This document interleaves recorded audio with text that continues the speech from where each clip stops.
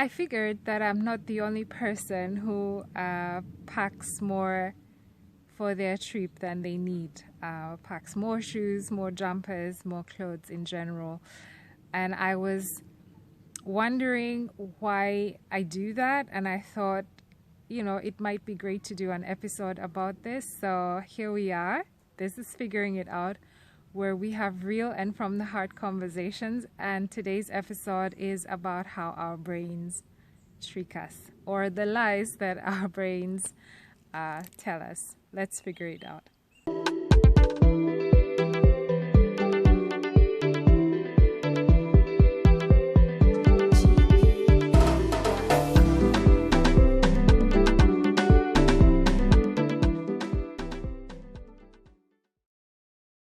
Before we dig into today's episode, if you are a first-time visitor, welcome to my channel. It's great to have you here. Please remember to subscribe, like, and share, especially if you find the content very, very helpful to you. If you are a subscriber, thank you so much for doing this with me. I really appreciate it. And the invite is also always open to you to like and share. Spread the word and let's grow this family. So yeah, today the topic is the lies that our brains tell us. Over the last couple of days, I have realized that my brain does a lot of tricking, like a lot of exaggerating, a lot of lying, and oftentimes I have fallen for it. So first thing I realized was that I tend to pack way more for trips than I need. So I end up taking, let's say, too many clothes, too many, I don't know, like products that I do not need, too many options that I do not necessarily need. So I'm out here in the green, in the middle of nowhere. I do not need much. I don't really have a lot of plans. I wake up in the morning and I go for a swim in the lake. And then the rest of the day, I'm journaling, I'm reading, and maybe preparing something to eat. But I have an entire suitcase full of clothes. And I was asking myself, Aggie, why do you do that? And I realized that it's my brain. It keeps telling me, just take that. You might need it. And just also take that. Like, just take take different kinds of sandals. You might need it. And this might need ends up becoming like a suitcase full of a lot of things that I am absolutely and also not going to need and not going to use. And the weird thing is, it happens all the time. So it happens to you on trip number 1, and then it happens to you on trip number 2 and trip number 3. And I'm like, at what point do we get the lie and make the necessary adjustments? I'm working on that. I'm not yet there. So if you are there, this is really the time where you should leave a comment in the, leave a comment to this episode and just tell us the tricks that you are using to walk around the tricks and the lies and the exaggeration that the brain seems to tell us. Another thing that has happened to me while I'm here is that there's this lake, and to circle around it is about 12.5 kilometers. And yesterday I was like, okay, I'm going to jog around the lake. And I think it was at 3 kilometers in. So day before yesterday, I walked around it just to gauge what distance am I looking at, measure it, and kind of like psychologically prepare myself for the jog, right? And maybe that wasn't such a smart thing to do. Maybe I should have just gone jogging. But anyway, I informed myself and I thought, okay, go in. 12 kilometers is an okay distance. I mean, you don't have to run like you're racing against somebody. Just go easy and you will be fine. Guys, 3 kilometers in, and my brain started telling me crazy things like, you are going to die. You are going to die. One more step and you're gone. And then at about 5 kilometers, it was like, okay, like at 3, you are not going to die. But now at 5, like seriously, you are going to die. Like you best stop running and you start walking, because otherwise you're going to. And then I started like talking to myself, like telling my brain, you can do this, Aggie, one foot in front of the other. And no kidding, guys, like I think it was like the next 3 kilometers. Yeah, I just kept like saying to myself, 1, 2, 1, 2, you can make it. 1, 2, 1, 2, you can make it. Don't focus on the distance. Just focus on putting one foot in front of the other. You can make it. You can make it. And when I got to 8 kilometers, I was like, you see, Aggie, you didn't die. But then my brain was going like, you're so tired. Like everything in you is tired. Like just throw in the towel. And this went on. And then I realized really like if there's a training out there like for mental strength and focus, I would love to take it, because I really realized like how my brain is onto me, you know? And I don't know what your experience, guys, is, but for me it was like, can you just shut up? Like I was trying to tell my brain, shut up.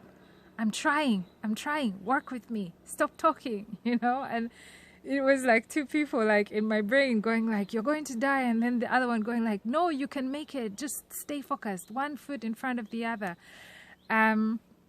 And the last beat of the run really wasn't fun, because I was just focusing on fighting this voice in my head that was telling me everything is aching. Why do you have to do this? Like, you know? Yeah, but the truth is at the end, I didn't die. I'm scared of doing it again because I just don't want to go through the same torture, but I will do it because I want to teach my brain that I'm in control here and not it. I don't know if that makes sense to somebody out there, but yeah, like the level of exaggeration that our brain can get to is like really, really crazy. Another thing that I have realized that my brain tells me lies about is how much food I need, right? It tells me I need, like at 8 in the morning, it might start telling me you need to have breakfast, you need to have breakfast, you need to have breakfast. Okay, then maybe I will have the breakfast. And then I sit down in front of my computer and I'm working. So you realize I'm sitting down. Obviously, I'm not burning that many calories, but like by 12 o'clock, it will go like, you need to eat again. And if you don't eat, you're like going to die. Like seriously, you are going to die. You need the energy. You need it now. And if I don't practice self-control, then I'm giving into the second push. Although I know that I've been sitting down the entire time, I might give in and eat something, but then now I'm eating more than I'm actually burning. And the size of the human stomach is actually like the size of the palm. So like that's how much you need to eat like for the day. And you could actually even work out on this amount of food. So like 1,000 to 1,200 calories, and you would stay in balance. But if you notice, like the majority of mankind kind of like, especially the mankind that lives like on the wealthier side of the planet, ends up eating way more than we need, because our brains trick us into thinking that we need more. And we're not very good at paying attention to these lies and keeping them in check. So it's so many things. And the other day I was also like reading the story of Tobit. It's a book in the Bible. It's one of those deuterocanonical books that were actually removed from the Bible. Do not ask me why, but my parents gave me this Bible when my husband and I were getting married. They gave each one of us a Bible. Greatest gift ever, among other things. But this Bible has the deuterocanonical books in it. So I've been reading, you know, the book of Susan, the book of Tobit, the book of Judith, and so on and so forth. And in the story of Tobit, like two characters stood out for me. Tobit's wife, Anna, and I think the second one was Raguel, who is the father-in-law. Yeah.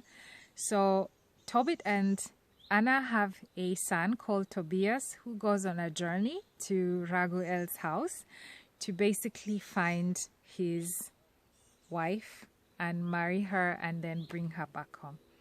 Now, when Tobias is leaving to Raguel's house, first of all, he's not living alone. He's living with the angel Raphael, right? So, and the parents are aware of this. So, your child leaves the house together with the angel of the Lord to go to a certain destination.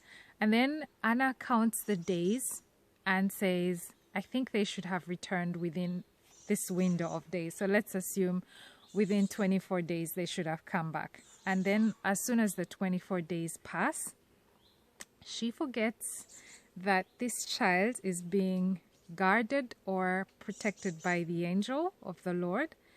And she just goes into this total state of panic. Like, she's worried, she mourns, she covers herself in sackcloth, she starts crying about how he's probably dead, they're never going to see him again, and she's like, he's my only son, and now he's dead, and every day she is mourning. And not for a second did she think that perhaps the father-in-law asked them to stay a little bit longer or whatever. Like, she didn't think of any of the good options that could have been on the table. She basically just cried herself out the entire time. And don't we all do this? Like, as soon as things don't follow our so-called pattern, like our expectation, we immediately just switch to thinking the worst, and we literally torment ourselves because, yeah, we just give way too much room to the negative, like that negative option, that negative outcome. And on the other side, Raguel was also doing the same thing. So Raguel's daughter was called Sarah, and Sarah had been married 7 times, and 7 times the husbands that she had been married to had died on their wedding night. And now comes Tobias, and Tobias comes in the company of the angel of the Lord and asks for Sarah's hand in marriage. He is actually the one who is, according to the law of Moses, he was the only person who was actually entitled to marrying her.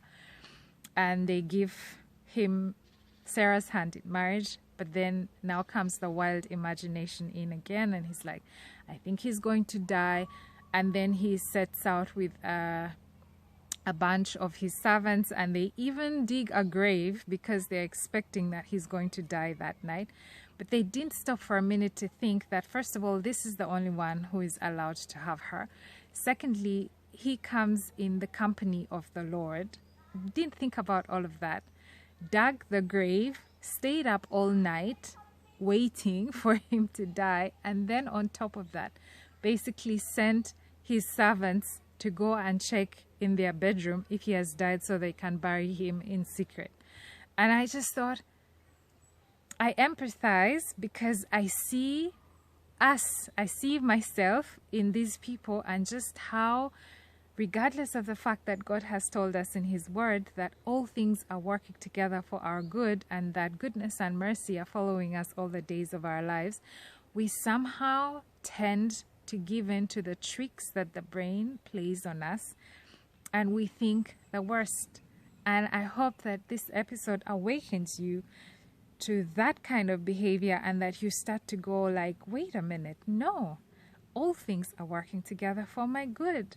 No, the favor of the Lord is my portion, and that you start to really affirm yourself in a positive sense, and that you take captive of every thought that tries to drive you crazy, and that you speak the word of God over it, and that you redirect your brain to think the positive.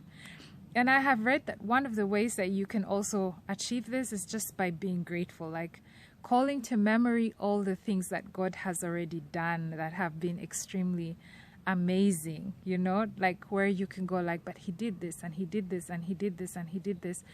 And I think that kind of like helps us to move away from gravitating so naturally towards the negative and just believing that it's all going to be okay. Like, God is in control and everything is working out together for our good. And yeah, not going crazy just because something delayed, or not going crazy just because something went wrong 10 times the previous in the past, but believing that this time is going to be the time when something actually works out in your favor.